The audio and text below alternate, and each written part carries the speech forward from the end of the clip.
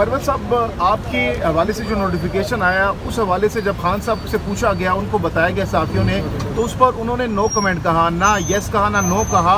और शानदाना गुलजार साहिबा से भी हमने बात की तो उन्होंने बताया कि उनकी जब खान साहब से मुलाकात हुई तो उन्होंने जब आपके बारे में बताया कि काफ़ी कुर्बानी है, तो उस पर भी खान साहब ने खामोशी इख्तियार की। इसका मतलब है कि खान साहब आपको सुनना चाहते हैं, उसके बाद वो कोई फैसला सादर करेंगे, वो खामोश है इस वक्त। गुजारिश ये है, खान साहब के साथ मिले हुए 2.5 महीने हो गए हैं। इन 2.5 महीनों में कोई कसर नहीं छोड़ी गई मेरी किरदार खुशी में और खान को मेरे खिलाफ वरगलाने में। और जब भी मैं मिलूँगा एक एक बात जो है वो खान के साथ मैं वादे करूँगा। तो बाकी जेल में हो, वहाँ लिमिटेड एक्सेस हो, मखसूस लोगों की मुलाकातें हो, इन हालात में फिर बंदे पे प्रिवेल किया जा सकता है।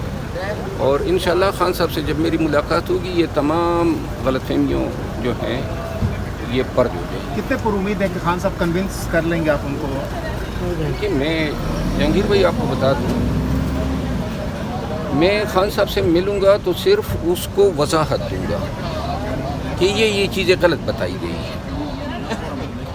मैं बार बार कह चुका हूँ कि मिन्नतें तरले करने वाला आदमी नहीं हूँ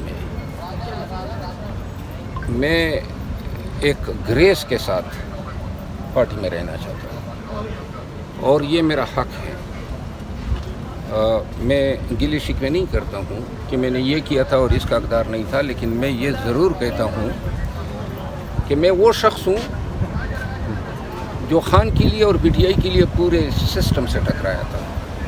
तो ये 5-6 लोग जो हैं इनकी साजिशों के आगे सरनगू होने वाला तो मैं नहीं हूँ और न कभी हूँ।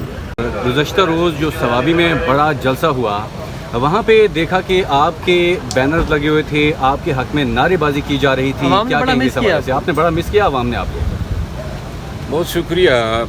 पाकिस्तान तहरीक इंसाफ के वर्कर्स की ये खूबी है कि ये अपने ज़मीर की आवाज़ पे लबैक कहते हैं और ये कबाल के हम नवा की तरह तालियां नहीं बजाते हैं, अपने अकल का, अपने ज़मीर का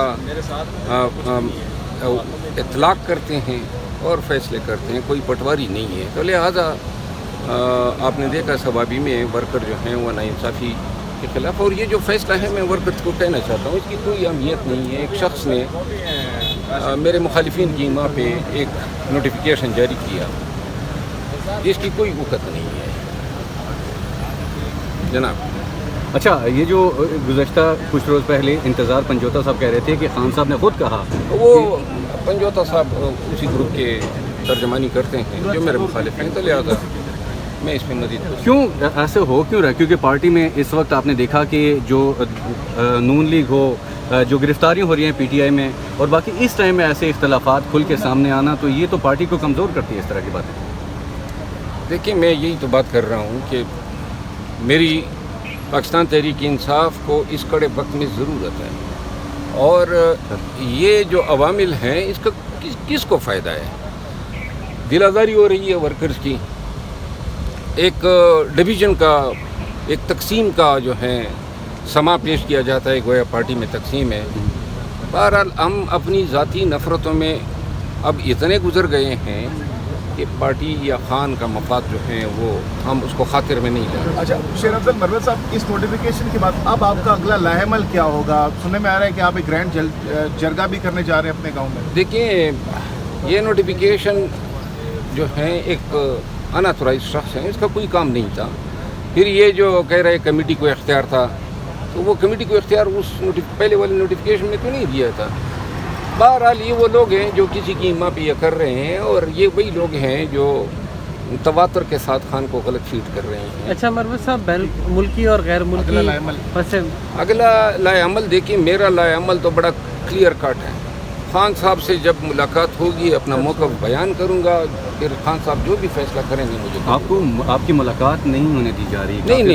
नहीं, ऐसी बात नहीं है। मैं खान से मिलना चाहूँ तो मुझे जाना होगा और मुझे कोई रोक नहीं सकता है, क्योंकि ये तमाम की मुलाकातें मैंने शुरू कराई है। ये जो लीडरशिप है या वकला है, ये सारी रीटें मैंने की थी और उसमें मेरा नाम मौजूद है। तो मुझे जेल हुकाम जो हैं डिनाई नहीं कर सकते हैं। لیکن یہ ہے کہ کب جانا ہے اس کا تعین وقت کرے گا. اچھا سر، مروت صاحب آپ نے بتایا کہ آپ کے ایم این اے سے بھی رابطے ہیں، پارٹی کے اندر جو کور کمیٹی کے ممبرز ہیں ان سے بھی رابطہ کیا ہے، تو انہوں نے بھی اس چیز کی انڈورسمنٹ نہیں کی ہے، تو ان کا کیا اس حوالے سے دیکھیے ایم این ایز اور پارٹی، وہ تو دیکھیے پارٹی میں جتنے لوگ ہیں، ایم این ایز ہیں، ورکرز ہیں، لیڈرز ہیں، آپ نے ثوابی کے جلسے میں دیکھا پارٹی میرے ساتھ ہیں، اور یہی تکلیف ہے میرے مخالفین کو. بہرحال اللہ ان کی حالت پہ رحم کرے اور اللہ انہیں جو ہیں وہ صحیح راستہ دکھائے. پنجاب میں اس طرح کے جلسے نہیں ہو رہے؟ نہیں ہوں گے اگر کوئی انیشیٹو ہوگا. اچھا مروت صاحب، کل بنگلہ دیش سے جو مناظر پوری دنیا نے دیکھے، پہلے ہم نے دیکھا کہ افغان صدر اشرف غنی ان کو اس طرح بھاگنا پڑا، پھر سری لنکن صدر، اور اب بنگلہ دیش. ہمارے خطے میں انقلاب دستک دے رہا ہے، تو آپ نہیں سمجھتے کہ ہمارے حکمرانوں کو اس سے سیکھنے کی ضرورت ہے؟ کیا سبق ہے اس میں؟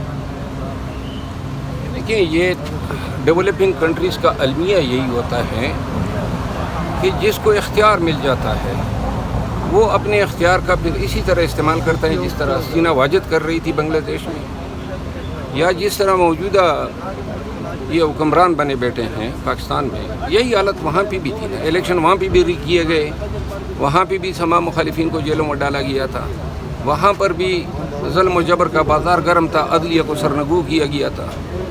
تو ریئیکشن آتا ہے نا، کب آتا ہے؟ یہ ایک سپارک اس کو درکار ہوتا ہے، اور ایک چنگاری لگے گی تو پھر ان کا بھی بوریہ بستر گول ہوگا. مروت صاحب، الیکشن ترمیمی ایکٹ جو پاس کیا گیا ہے، اس کے حوالے سے آپ کیا کہیں گے؟ الیکشن ترمیمی ایکٹ جو ہیں یہ بیسیکلی بدنیتی پر مبنی قانون سازی ہیں. اس قانون کا مقصد یہی ہے کہ سپریم کورٹ کے اس فیصلے کے ثمرات سے پاکستان تحریک انصاف کو محروم کیا جا سکے، اور اسپیسیفک پرپز اورینٹیڈ یا پرسن اورینٹیڈ قانون سازی ماضی میں بھی سپریم کورٹ کا عدم قرار دے چکی ہے. پھر اس قانون کا اطلاق ہر صورت میں مستقبل میں ہوگا، لیکن پاکستان تحریک انصاف کے ایم این ایز نے اپنے ایفیڈیوٹ تو پہلے جمع کیے ہوئے ہیں، تو لہذا اس کو ریٹراسپیکٹیو ایفیکٹ نہیں دیا جا سکتا.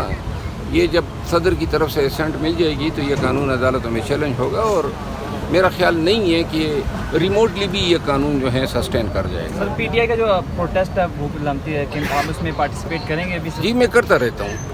کرتے رہتے سر، اس کے بعد اچھا سر، نوٹس آیا، اس کے بعد آپ تو پارٹیسپیٹ یار کریں گے؟ نوٹس کی کوئی اہمیت اچھا سر، نہیں ہے، فالتو ہے. آپ کی قانونی ماہرانہ رائے جاننا چاہیں گے. آپ نے بتایا کہ ریٹروسپیکٹیو افیکٹ نہیں ہوگا اس کا.